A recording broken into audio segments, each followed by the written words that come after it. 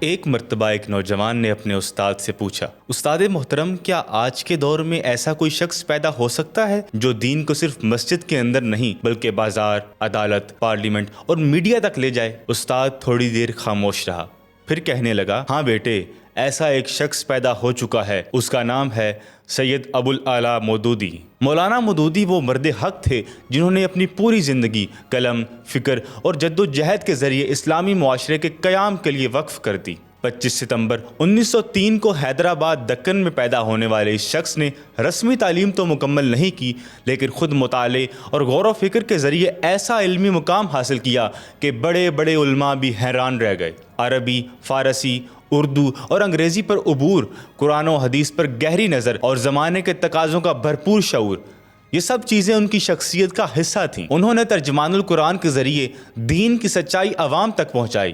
ان کی تفسیر تفہیم القرآن آج بھی لاکھوں گھروں میں پڑھی جاتی ہے اور دلوں میں ایمان جگاتی ہے۔ مولانا مودودی کا سب سے بڑا کارنامہ یہ تھا کہ انہوں نے اسلام کو ایک متحرک، مکمل اور زندہ نظام کے طور پر پیش کیا۔ انہوں نے اسلام کو ایک سیاسی، سماجی، معاشی اور اخلاقی نظام کے طور پر سمجھایا اور اسی نظریے کی بنیاد پر 1941 میں جماعت اسلامی قائم کی۔ جب دنیا مغرب کے فتنوں کی طرف جھک رہی تھی، جب سیکولرزم اور لبرلزم کے نعرے مسلمانوں کو ان کے دین سے دور کر رہے تھے، تب مولانا مودودی ڈٹ کر کھڑے ہو گئے۔ قید و بند کی صعوبتیں، مقدمے، فتوے، کچھ بھی ان کے عزم کو متزلزل نہ کر سکا۔ ان کی کتابیں آج بھی نوجوانوں کے ہاتھوں میں چراغ راہ بنی ہوئی ہیں۔ 11 مئی 1953 جب قادیانی مسئلے کی کتاب نتیجہ لکھنے کی پاداش میں فوجی عدالت نے ختم نبوت کے مجاہد مولانا سید ابو الاعلیٰ مودودی کو موت کی سزا سنائی تو ان کے تاریخی الفاظ یہ تھے، زندگی اور موت کے فیصلے زمین پر نہیں آسمان پر ہوتے ہیں، میں کسی سے رحم کی اپیل نہیں کروں گا۔ 22 ستمبر